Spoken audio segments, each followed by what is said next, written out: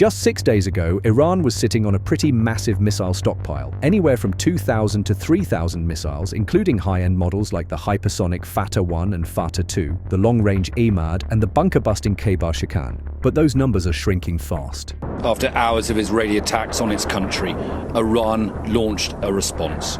More than 100 ballistic missiles were fired at Israel in multiple salvos. On June 13th, Iran launched approximately 150 ballistic missiles fired in 2 waves, one wave of roughly 100 and another of about 50 missiles, targeting Tel Aviv and Jerusalem. On June 14th, they launched approximately 200 ballistic missiles at Israel in multiple salvos through the night and early morning hours. On June 15th, Iran, alongside Yemen's Houthi forces, launched a major missile barrage targeting central and northern Israel. By this time, Israeli Air Force was already actively locating and destroying Iranian ballistic missile depots in Tehran and other parts of the country. There is no clear figure on the exact number of missiles launched that day, but June 15th marked Israel's greatest loss, with a total of 9 fatalities. On June 16th, Iran fired around 65 ballistic missiles, according to multiple sources, a sharp drop from the intense barrages of the first 2 days. The reduced volume isn't just about strategy, it's about how much they can prolong the exchange with a lot less in their stockpile. Remember last night, they launched around 30 ballistic missiles toward this city and others, but many of them were intercepted by advanced air defense systems. They will continue these small barrages in an effort to drag out this conflict. Israeli airstrikes have hammered Iran's missile infrastructure hard, wiping out key facilities like the Kermanshah underground missile facility, the Bid Ghane ballistic missile base, and even the Imam Khomeini Space Center, including both of its major launch complexes. With each successful strike, Israel is not just intercepting missiles in the air, it's stopping them at the source.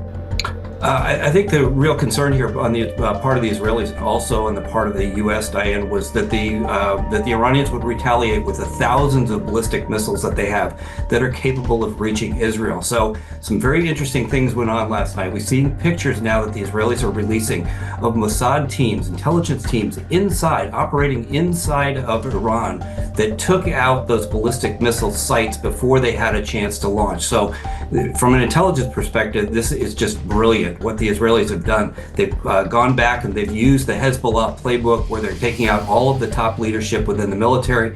Haven't touched the regime yet, as Martha's been reporting. We don't know what they'll do about the regime leadership here, but it's very interesting to see how they're deliberately, piece by piece, taking down the leadership of the military, going base by base, nuclear facility by nuclear facility. That's why this is going to take a couple weeks, but it is a very deliberate plan. On the 17th, most waves of rockets fired towards Israel involved just 2 to 3 missiles spread out across about 10 separate attacks, totaling fewer than 30 missiles for the day, a clear sign of the decapitation taking place at the source. The Israeli military reported striking 40 sites in Iran, including centrifuge production facilities, weapons production sites, and locations associated with Iran's nuclear program. These included the Iran Centrifuge Technology Company TISA workshop in Karaj and the Tehran Nuclear Research Center. Israeli Defense Minister Israel Katz also claimed that Israel destroyed Iran's police headquarters in Tehran. As thousands continue to flee the capital, Israeli strikes have reportedly driven Iranian forces to begin firing missiles from central Iran rather than the western border, requiring longer-range missiles. According to Iran's Ministry of Health and Medical Education, at least 240 people, including 70 women and children, have been killed since Israel began its assault on the country.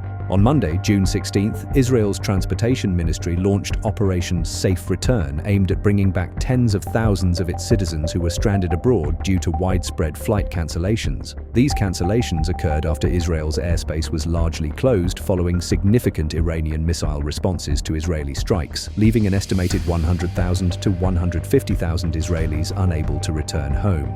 On Wednesday, June 18th, the first flight under Operation Safe Return landed at Ben Gurion Airport, arriving from Larnaca, Cyprus, which has become a key hub for stranded travelers due to its proximity and the relocation of Israeli airline planes there.